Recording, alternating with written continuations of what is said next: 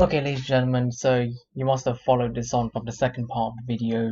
You know, for most of you, whether you go London Metropolitan or you must be going to another university is doing similar assignment to this, you must have seen this format here, which is the coursework for developing a graphical user interface for a car business. It changes every year, so I can't guarantee you I have the source code for every single one. Well, I don't actually, so if you click this video expecting the car program source code, then you're in the right place. I'm going to leave in the description my Snapchat and Instagram social medias if you want to contact me to access this source code. Otherwise, if you've clicked into the wrong video, then I'm sorry to disappoint you. So right here I have the actual assignment itself. You might have to want to pause it if you want to read through it, but I'm sure you probably have a copy of it yourself. So right here is actually what you have to design. What's the silly thing is, you have to hard code it. At the time I thought, yep, I have to do it, so you know what, can't really do anything about it. But when you become a programmer and 3 years down the line or so, you find other ways to actually develop a graphical user interface. You think this way of doing it is actually so long and redundant, and it's true. I literally had to use an Excel spreadsheet to actually get a layout and then hard code it according to how I want it to appear. And man, it was really annoying. So literally I'm going to show you my source code shortly. So this is a 9-page document. You might have to pause it if you want to actually read through it. It just basically tells you what this assignment expects you to have. I'm just going to close it. So right here I have the same vehicle export program from part 1.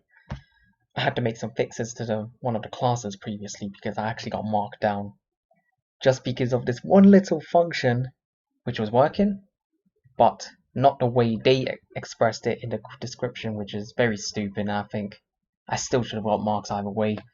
But you know what? It's their rules and not mine, is it? So I'm just going to show you my program itself. So you have to import some classes, otherwise your GUI is not going to work as it should. I'm just going to scroll down. Right here is I call it car company class. It's a template, people. If you don't know the difference between a object and a class is a template. Object is often described as being an instance of the class.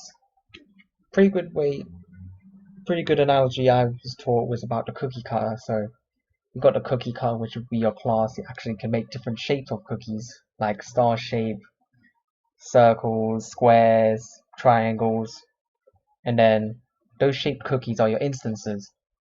So yeah, or another way I could put it is you got a car factory, you manufacture multiple cars, your car factory is the class, and those cars that you manufacture are your instances. You can manufacture Nissan, BMW, Mercedes, Audis, etc. etc. Okay, you get the point. So I'm gonna scroll down. So first you have to initialize some text fields. Try and make it simple and consistent because yeah, this I'm gonna be honest, this actually was a shit ton of confusion for me too. Here I made some J labels and J buttons as demonstrated in the assignment. You have to use a data structure to actually hold your objects. So you're going to be recommended to use an array list, but over the years when you do programming, you learned about different data structures like linked lists, trees, stacks, queues, hashed trees, etc. etc. So I'm just going to scroll down for you. So I had to make a grid. 8x4 was the most recommended. The only downside was actually hard code in this. So as you see here, I commented first row. Let me actually compile it for you guys so I can actually give you real-time feedback. So you click void main string arguments to actually open up this bad boy. I'm just going to put it to one side. So price label, we're talking about this first row here when my mouse is hovering. Price, mileage, registration. I had to make some empty labels as well, just to like fill in the gaps, if you know what I mean.